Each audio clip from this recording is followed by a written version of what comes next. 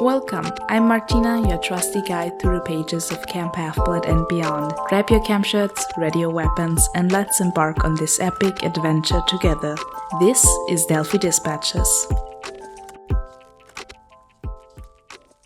I am back! I had to take May off because of some time management problems, and then I got sick, and then I went on a trip to Copenhagen.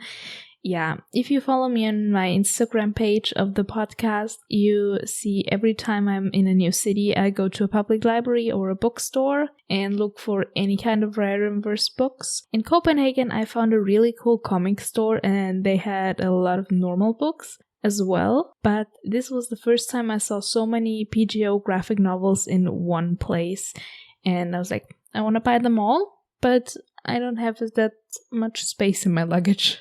On other personal news, I started watching Black Sails and I'm in love. I want to make a pirate cosplay now. If you don't know, Black Sails is by the same makers as the PGO series, but it is not as child-friendly as the PGO series. But I don't think any children are listening to this podcast. I don't think. Regardless. Just letting you know. Also on the Instagram page of the podcast that I post cosplay reels, and in summer I have some more Percy Jackson cosplay content planned, so stay tuned for that and let's get into the podcast. Delphi Dispatches. Since I did not update you for 1 month, there are a bit more news than I would normally expect after 2 weeks. So, episode 8 writer of the series, Craig Silverstein, has joined the team of the second season as co-showrunner along Jon Steinberg and Dan Schatz. According to many online sources, season 2 will start filming on August 1st, 2024. It is estimated that they will finish filming at the end of January 2025, so that season 2 will be premiering like in the fall or winter of 2025. There has been some streaming data released, which shows that Percy Jackson and the Olympians has the biggest share of all streams of all Disney Plus original series, with 23.3%. This data was collected in the time span between the 29th of December last year and the 10th of May this year. Also, 2 days ago, as of recording this on the 5th of June, it was Rick and Becky's 60th birthday. Yes, they have the same birthday. But not only that, they also have their wedding anniversary on the same day as their birthday. So it was also their 39th wedding anniversary. Just a bit of background, they got married on the 5th of June 1985 on their 21st birthdays, which is just so cute. On the 2nd of May, Rick posted a blog post on general updates. Among them was that he finished Wrath of the Triple Goddess, and it's been submitted to the publishers, and we've got about 4 months to go. It's in September, so about 4 months, more or less. He also said that there will not be a tour since they will be already filming the next season of PGO, and there also won't be any or as many signed books as in the past, since Rick has had problems with his hand after he has been signing thousands of books over the past 15 plus years, which is totally understandable. Health before anything else. In this blog post, you also mentioned that there are new RRP books coming out, and yeah, since the last episode went live, one of them came out. It's called It Waits in the Forest by Sarah Das, which is a YA thriller infused with Caribbean folklore, and it was published on May 14th. So one more book to the fascinating RRP library, which I can't wait to get into because I have to shamedly admit that I've not read an RRP book yet, but I actually want to save them to make some sort of live reaction on the podcast. Then we have some social media highlights. On May 6th, it was Aren's birthday, so the goat officially turned 18. Happy belated birthday. There were many well wishes on the socials. Then also on Instagram, they posted a video of the trio reacting to their audition tapes and their chemistry read, which are so precious. Please go watch them. I cried and laughed the whole time. They're so cute and so funny and my heart. And yeah, also in the realm of social media, Leah hit 1 million followers on Instagram, and she made a Instagram live thanking everyone for following. And yeah, she uploaded it later as a video, so you can also go watch that if you want. And there were some videos of the cast and Rick receiving / opening / unboxing the Funko Pops. On the realm of casting, we've not gotten any news yet, but since they're gonna start filming in less than 2 months, I'm pretty sure we're gonna get some casting announcements soon, so stay tuned. Look on. I will probably, as soon as we get news, share it on Instagram, and the closest episode I'm recording will also feature this news, of course. Then we have one last segment of the news. It's awards. So there have been a lot of award news recently. So in the 2024 Canadian Society of Cinematographers Awards, there was Pierre Gill, who was the cinematographer for Percy Jackson, or at least some episodes, was nominated. Unfortunately, he did not win. The awards were awarded on the 4th of May. But in the meantime, we got some new nominations. One of them is from the 2024 BET Awards, and in the category Young Star Awards, it's Leah Savage-Jeffries for her role as Annabeth Chase in Percy Jackson and the Olympians. Those awards will be held on the 30th of June, so I'll also keep you updated on those. And the next two are actually awards you can vote. So depending on when you listen to it, check online if you still can vote for those. And yeah, the first ones are the famous Nickelodeon Kids' Choice Awards, which will be on the 13th of July. So get your votes in. There, Percy Jackson and the Olympians has been nominated in the category of Favorite Kids TV Show, and Walker has been nominated in the category Favorite Male TV Star Kids. The next award is also fan-based, so you can also go vote. It's the Telltale TV Awards, and here we have as well Walker and Percy Jackson and the Olympians being nominated. So Walker is nominated in the category Favorite Performance in a Sci-Fi / Fantasy Series, and Percy Jackson and the Olympians has been nominated in the category Favorite New Sci-Fi / Fantasy Series. Those are the awards for the last two, so the Kids' Choice Awards and the Telltale Awards. Go vote, and let's get some awards in the way of our favorite show. Demigod Discussions. We're back at covering the next 4 chapters of Percy Jackson and the Olympians, The Lightning Thief, and it's gonna be chapters 9 through 12. Let's start off with chapter 9, I Am Offered a Quest. Percy got his own cabin after he got claimed, so he could make all the decisions and schedule things. He could stay up as long as he wanted, but he still was miserable since he finally found a place where he could fit in cabin 11, only to get it ripped away from him again. In the following days, no one mentioned the attack on the Hellhound to Percy, but he knew everyone was still talking about it behind his back. He still got sword training lessons from Luke, although they were one-on-one now, that the other cabin 11 campers were too scared to spar with Percy. Annabeth still taught him Greek, even though she seemed to loathe the whole time they spent together. Even Clarice stayed clear of him. One night, he found a mortal newspaper in his cabin talking about his and Sally's disappearance. After this upsetting news, Percy had a really bad nightmare where he was on a beach and saw 2 men wearing Greek tunics fighting.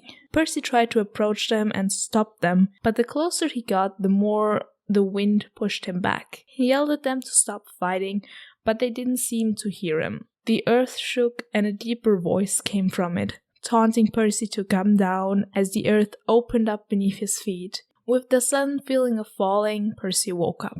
Grover came to cabin 3 as Mr. D wanted to see Percy. Percy was dreading this moment for a while, imagining the gods deciding what to do with him since he was technically not supposed to exist. On their way to the big house, Grover explained to Percy that it is on their way to the big house. Percy noticed a rainstorm coming in, but Grover explained to him that it only rains at camp when they want it to, so he shouldn't worry about it. This brings me to one of my questions I have for this chapter. Who is in charge of letting it rain? Because there are no kids of Zeus or Poseidon who would be the obvious answer in my opinion. Is it the Demeter kids? Is it the nymphs? Is it Mr. D? Is it just like the earth? I don't know. So, what do you think? Who is in charge of letting it rain? At the big house, Mr. D and Chiron were playing pinochle. Dionysus was clearly not amused with Percy's presence and told him that if it would have gone his way, Percy would not be standing there anymore and rather be a dolphin. In his tirade, Dionysus calls Poseidon Barnaclebeard, and I want to know if it is just Dionysus' nickname for him or if the other gods call him that as well, and also what other nicknames do the gods give each other, because let's be fair, they're the only ones who can give each other nicknames without getting smited. I wonder if there's an entry on the PGO fan wiki for nicknames and stuff. Also let me know if you have any specific nicknames for any particular god.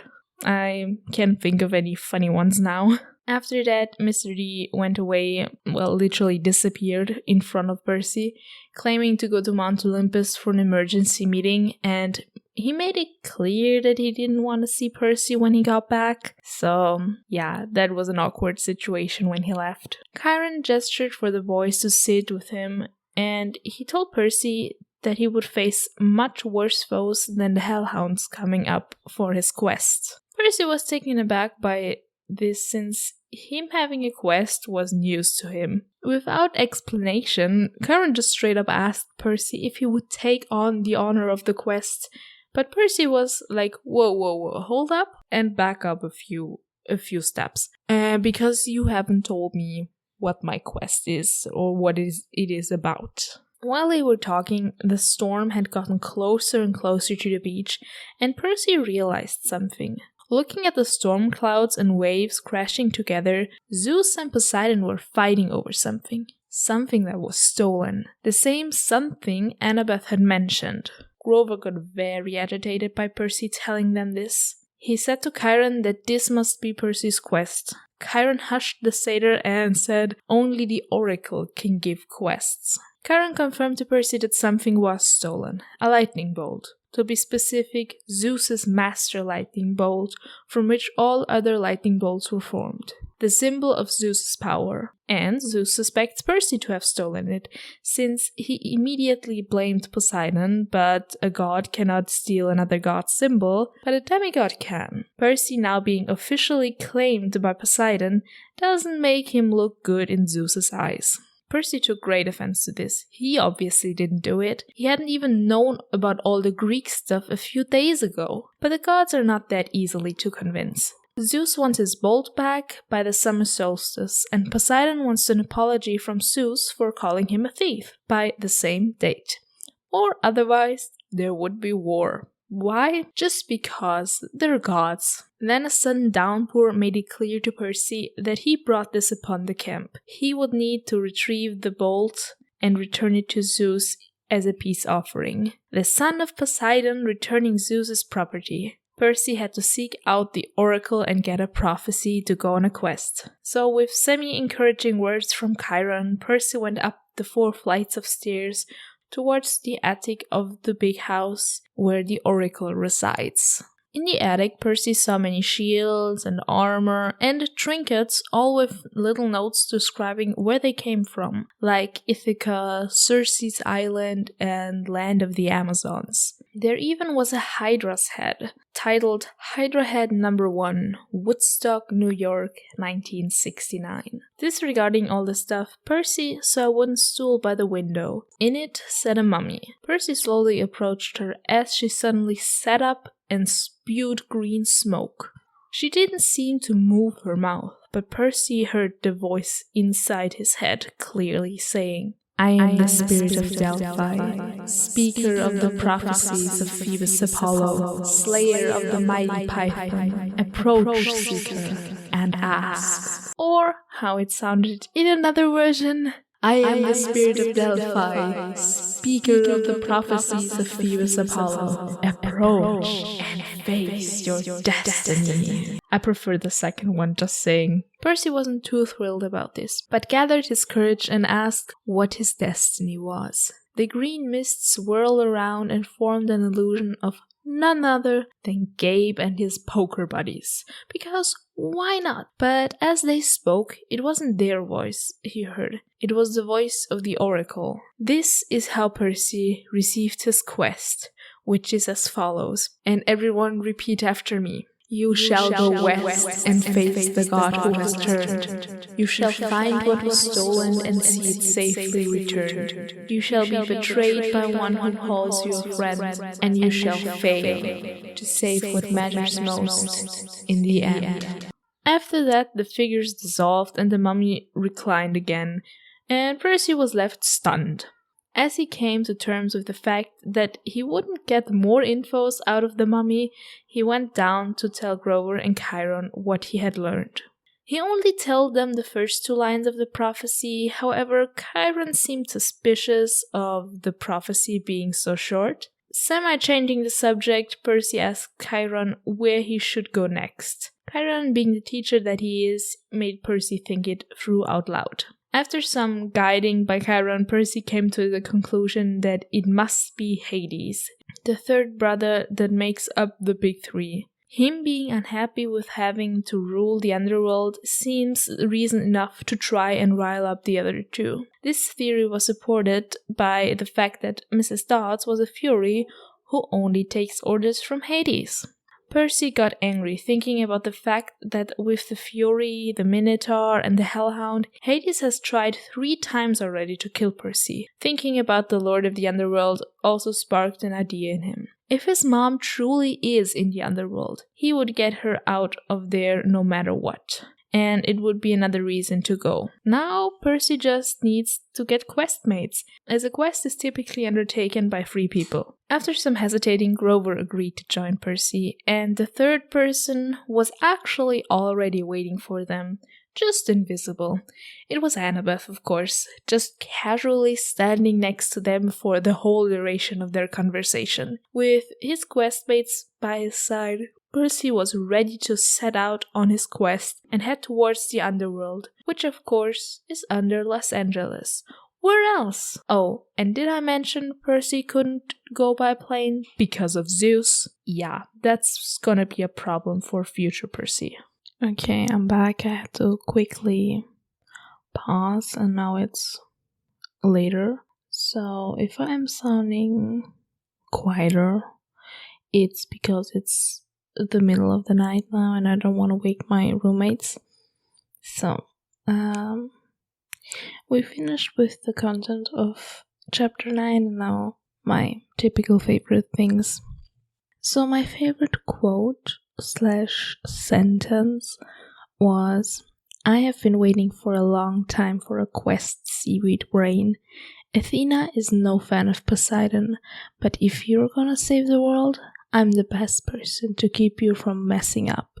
This is of course Annabeth to Percy, and I think, if I remember correctly, that's the first time Annabeth calls Percy seaweed brain. I think we already had the first wise girl, just not from Percy, but from Clarice calling Annabeth wise girl sometime around the bathroom incident. My favorite scene in general in this chapter here is quite a fun one, I would say, because it was Percy was asking by who for something, and Chiron corrected him with by whom. Once a teacher, always a teacher. I hate grammar, so yeah, and I also suck at grammar, both in English, which is my second language, and in German, which is my first language, so I think grammar is just something I universally despise. I also have the same thing in now learning a third language with Polish. I'm already struggling with the words. Don't throw in the grammar as well. Then my favorite mythological reference this chapter was the mention of the other gods trapping Zeus.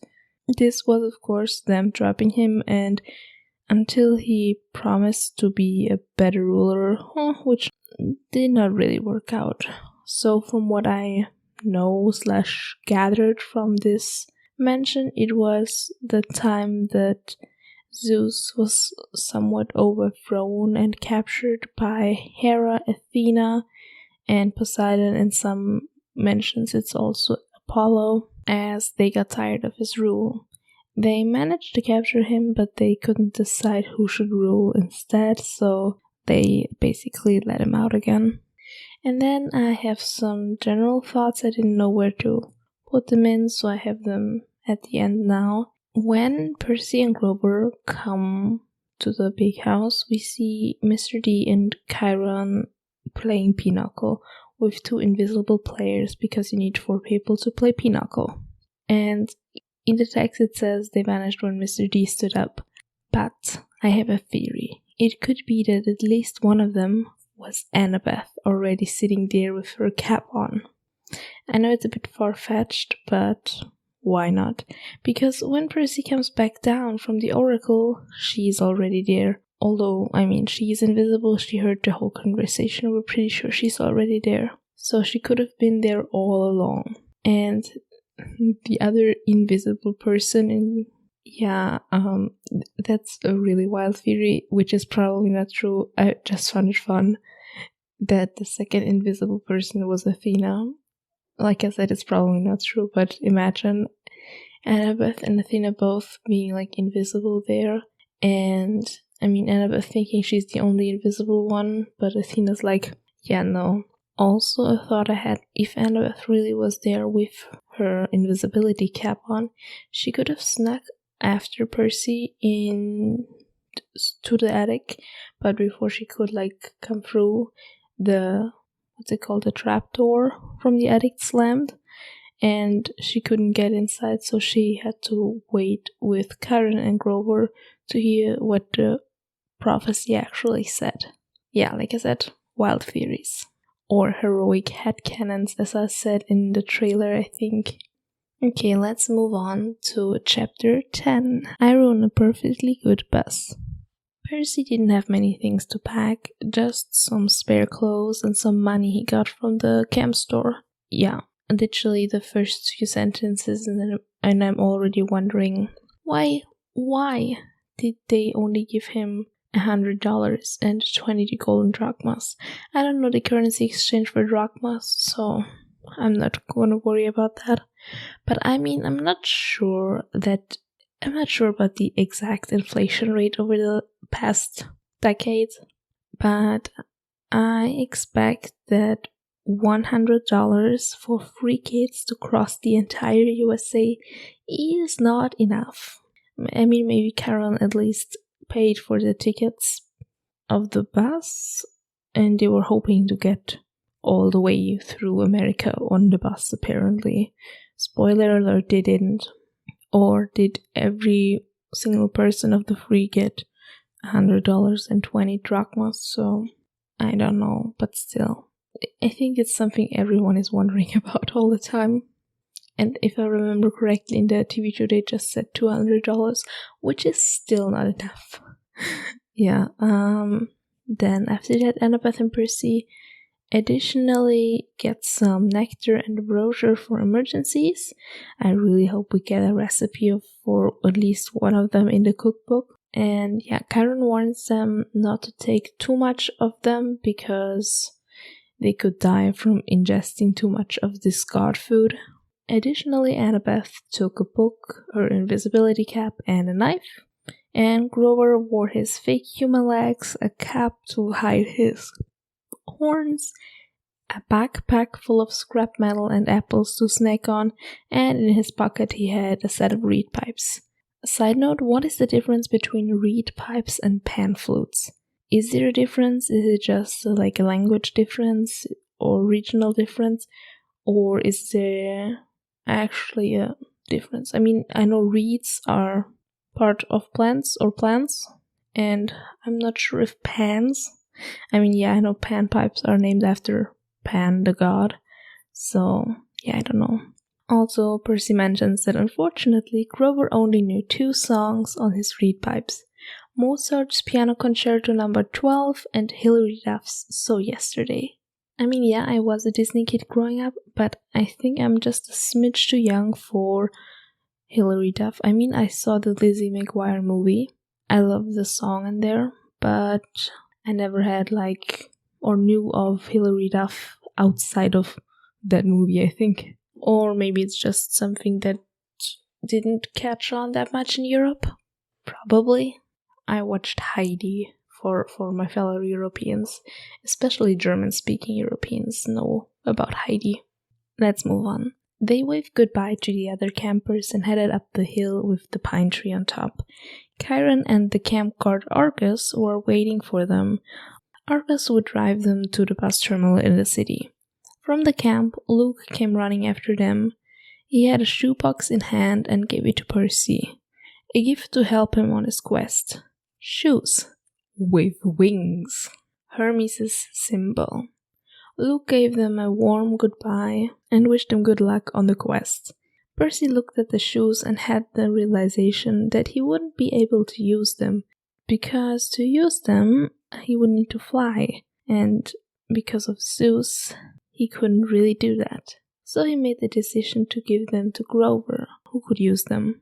Before Percy could join his 2 questmates down the hill, Chiron gave him a pen. The same pen that he had given him back at the museum, only it wasn't a regular pen. When Percy removed the cap of the pen, it transformed into a sword. The same sword he had used to vaporize Mrs. Dodds. It was the first sword that felt good in Percy's hands. Or as some certain purple alien would say, perfectly balanced as all things should be. Chiron explained to him that the sword was entrusted to him by Poseidon to give to Percy when he came to camp. The sword's name is Anaklusmos, which means riptide in ancient Greek. I have a friend from Greece. I have to ask her if it's still the same meaning in modern day Greek. Anyways, the centaur told Percy to only use it when necessary and never against mortals. A hero should never harm mortals, except when absolutely necessary. Regardless of this, the sword wouldn't do much to a mortal anyway. Since it was made out of celestial bronze, it could only harm monsters and creatures from the mythical world. As a demigod, Percy is vulnerable to both celestial weapons and mortal weapons. Chiron assured Percy that he could not lose the pen. It would always appear back in his pocket, except if he gave it up willingly. Percy was worried of what the mortals would think if he suddenly pulled a sword out, but Chiron assured him that the mortals wouldn't notice it and might confuse it with something mundane like a baseball bat. Percy headed towards the others as he thought about Chiron's parting words. All we can do is follow our destiny. Argus drove the 3 into the city, and on their way, Percy and Annabeth started to bicker. Percy just wanted to know why Annabeth hated him so much, but Annabeth admitted that she doesn't hate him, but they are just not supposed to get along. Their parents, Athena and Poseidon, have a long history of fights and disagreements. Medusa competing over the patronage of Athens, and many more. As they reached the bus terminal, Argus helped them unload and get their bus tickets before he went back to camp. While waiting for the bus, Percy thought about how much he missed his mom and how much he resented his dad for never visiting him or paying any kind of attention to him or his mom.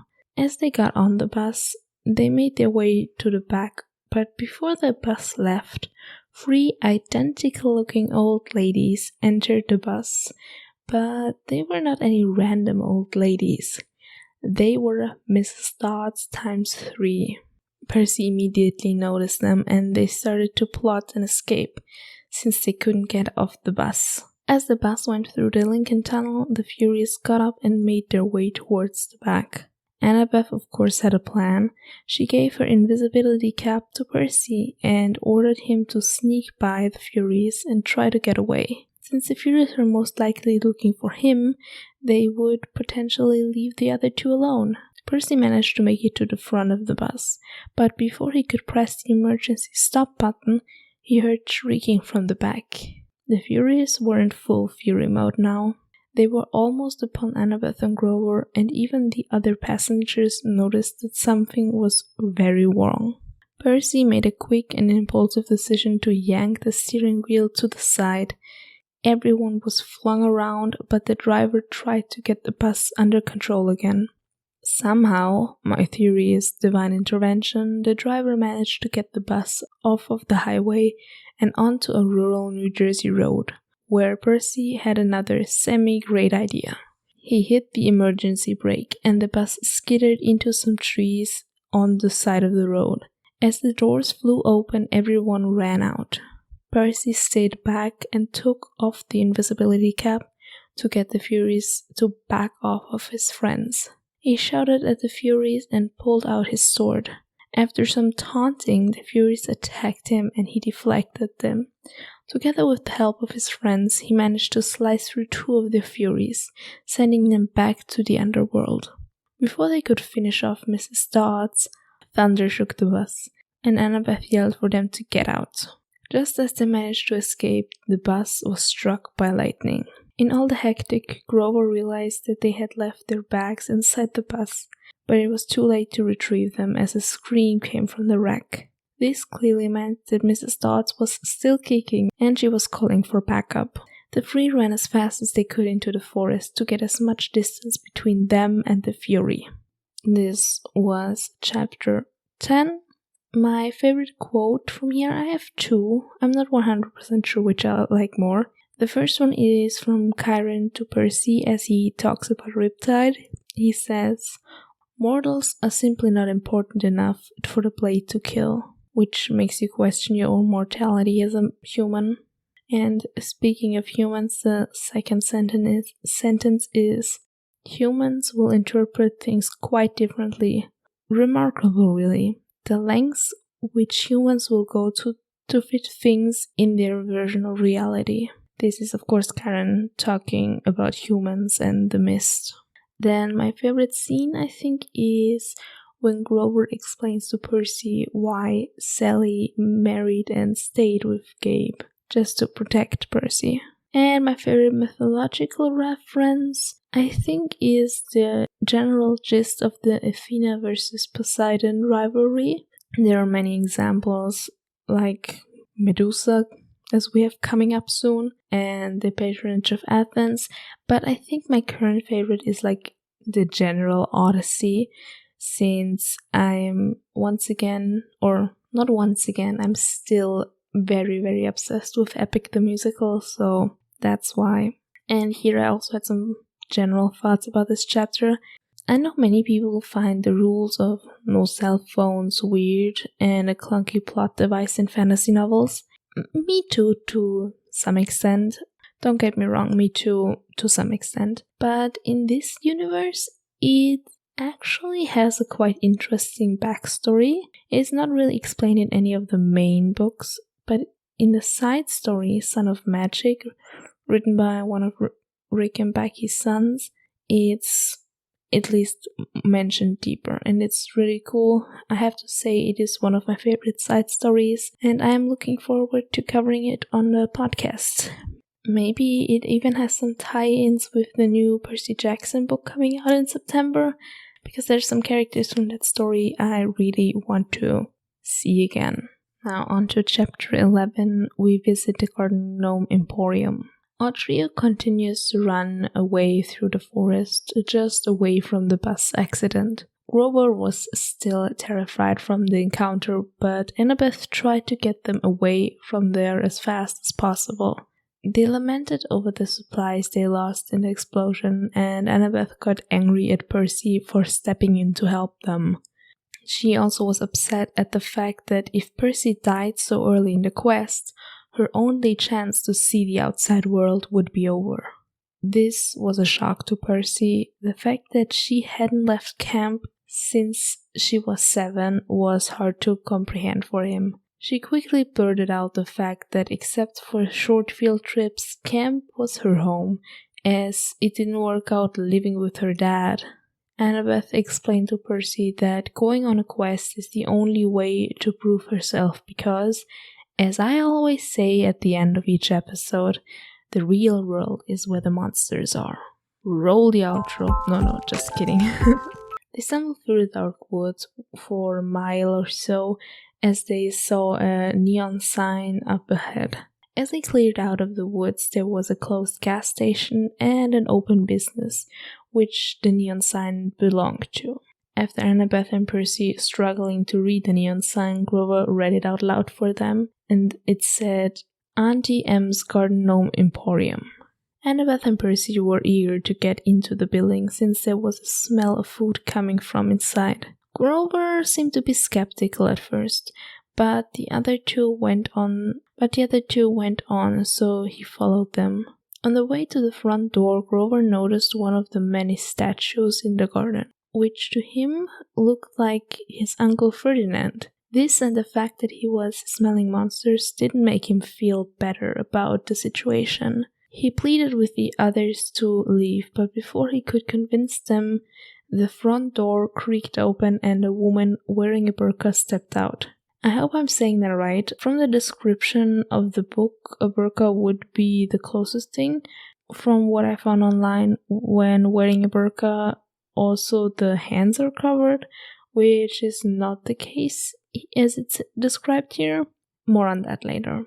She asked them what they were doing out alone at this time and place.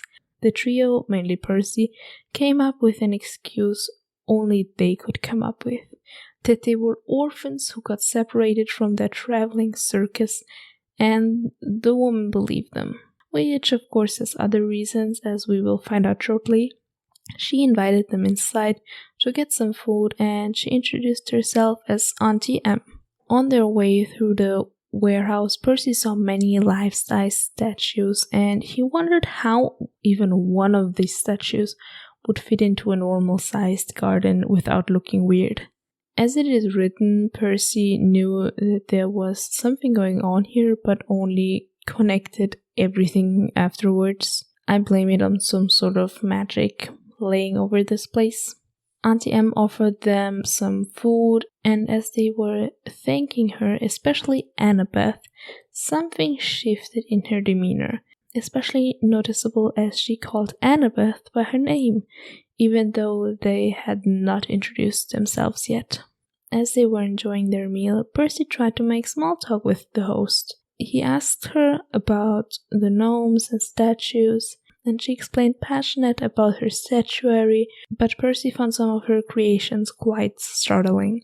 Auntie M told them about her two sisters that used to help her with the statues before they passed on.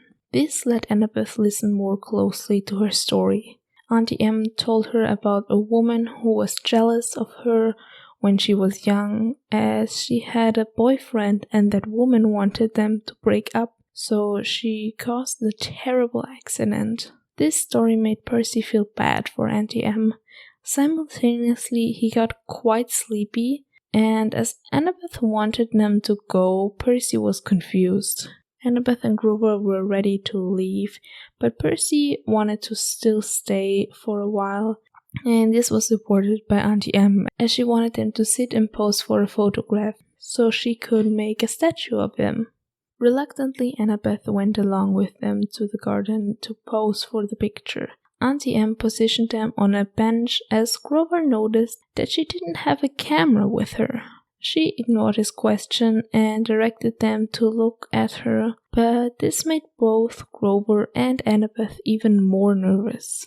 Annabeth tried to convince Percy that something was wrong here, but Auntie M started to unwrap her headscarf, and Annabeth realized what was wrong and urged the boys to look away. She put on her Yankees cap and vanished and pushed the boys off of the bench. Percy was too dazed to flee like his friends. Auntie M came closer and Percy almost looked her in the eyes, but Annabeth screamed at him to not look at her. Percy had to fight the urge to look up. As he turned his head away from the old woman, he saw her reflection in a reflective garden sphere. What he saw, he could not believe at first. where her hair should be were hundreds of tiny snakes, and Percy realized that Auntie M was none other than Medusa. Percy tried to remember how the original Perseus defeated Medusa. She continued to try and persuade Percy to look at her, telling him that it was Athena who turned her into this monster, and therefore she must destroy her enemy's daughter. She also tried to make him believe that his quest would fail, and if he stayed here as a statue, he would be spared from all the pain, and he would not be a pawn of the Olympians. Out of nowhere, Grover yelled at Percy to duck, and he flew towards them with his eyes closed, and only his nose guiding him and his flying shoes. This jolted Percy out of the stupor, and he moved out of the way before Grover could crash into Percy. Grover managed to get some hits in before he lost control over the flying shoes and crashed somewhere off to the side. Annabeth instructed Percy to pick up the garden sphere and sneak up on Medusa to cut off her head with Riptide, since Annabeth wouldn't manage to get close enough to her and Percy had the better weapon. Percy managed to get close enough to her as she played the innocent old lady, but Percy couldn't be fooled anymore as he saw her real face through the reflection. The moment Percy got close enough, Medusa tried to jump him, but thanks to a warning from Grover and the reflection, Percy slashed upwards and managed to decapitate Medusa.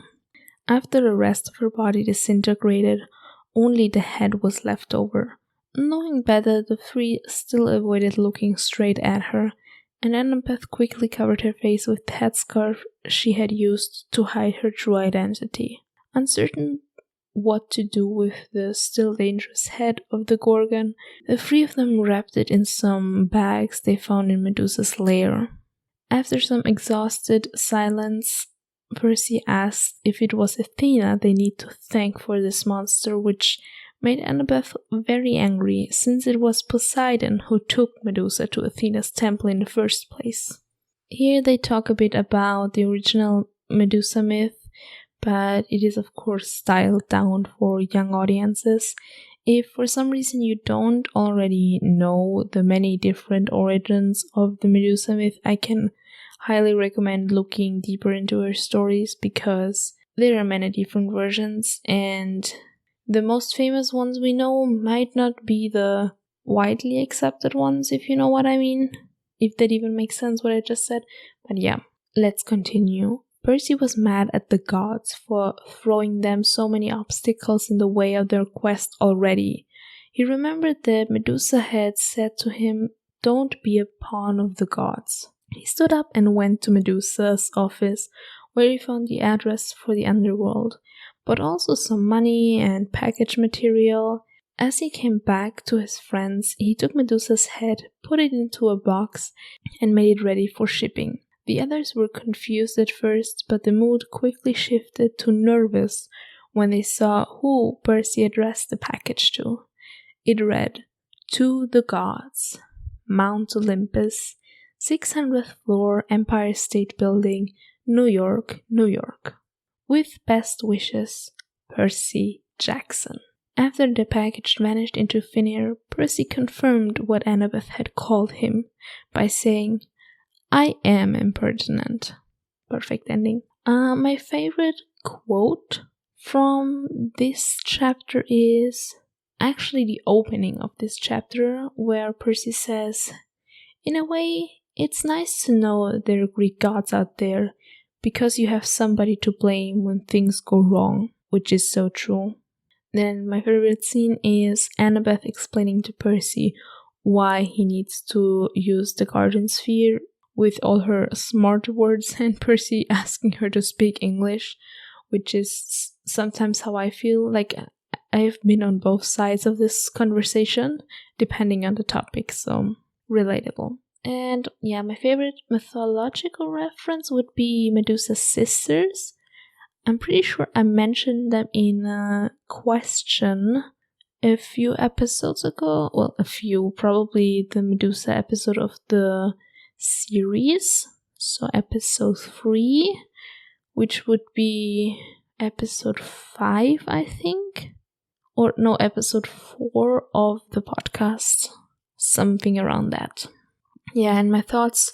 I'm not the biggest fan of how Medusa was described in this book. I think a lot of people agree on that. And yeah, they did it much better in the show. And I think just using religious clothing and not adhering to the rules that people usually follow when wearing said clothing is a big no-go for me.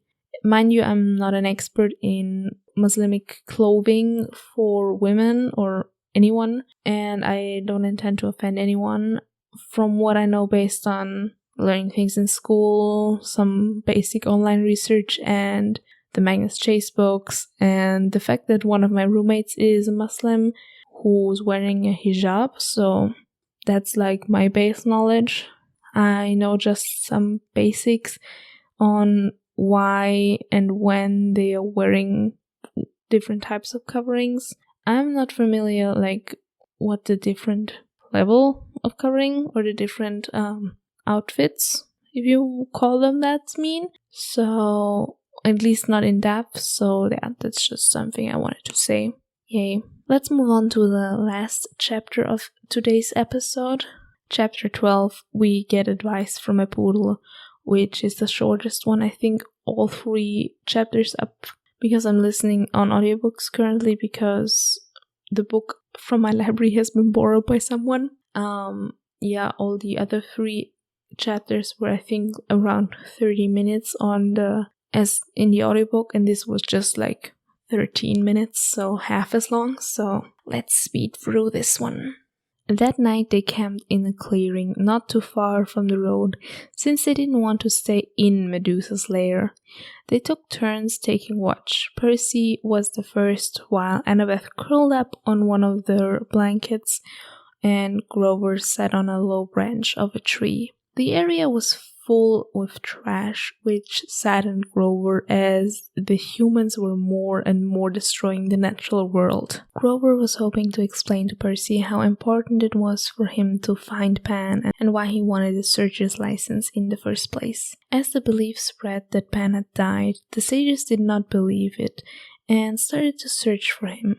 Every generation, the bravest satyrs were sent out to find their god, but none ever returned alive. Percy saw that Grover and himself had this in common, to want to achieve something no one has ever successfully done, which brought Percy to question Grover on how they would get to the underworld. The satyr mentioned that Annabeth had a plan which triggered Percy.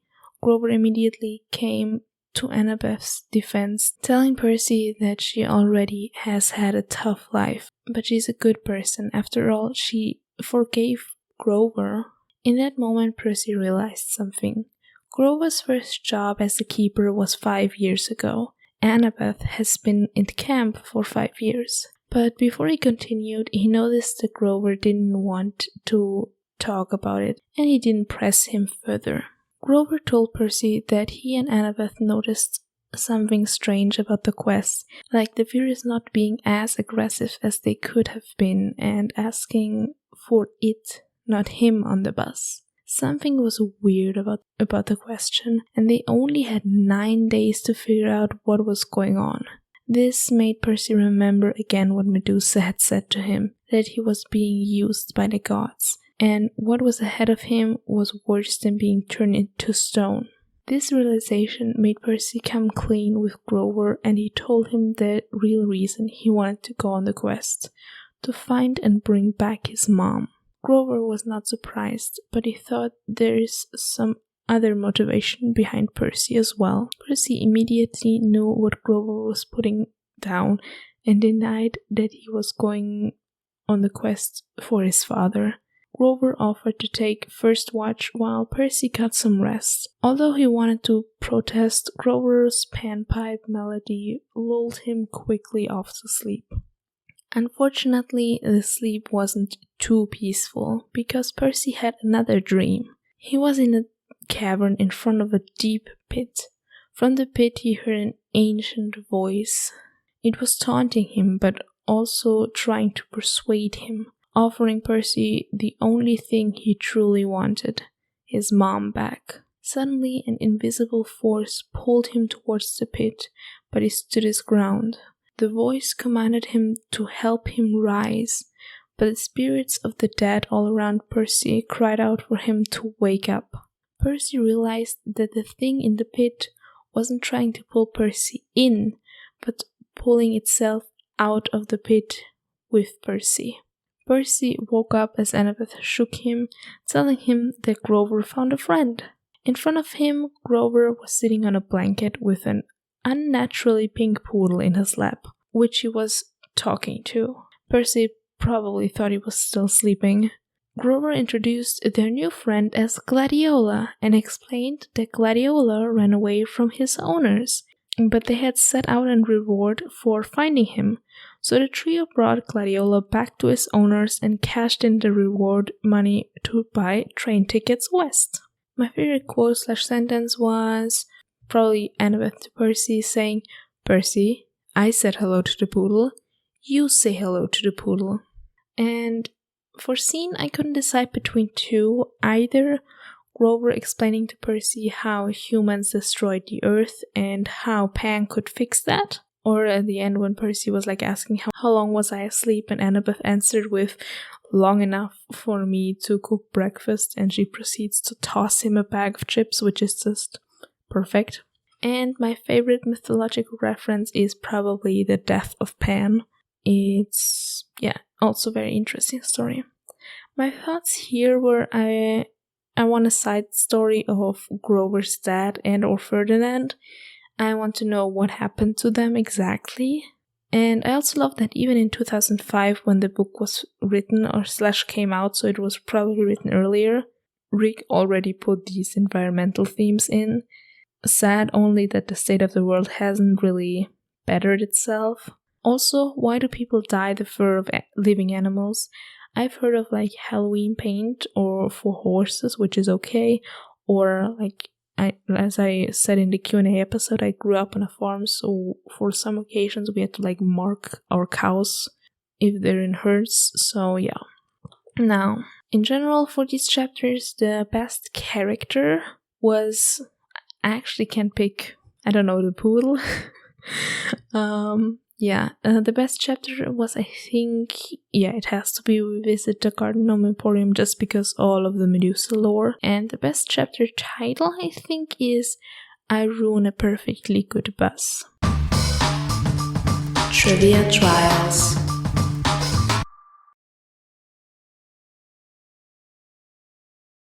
So the answers from last episode, well, I'm gonna repeat the questions.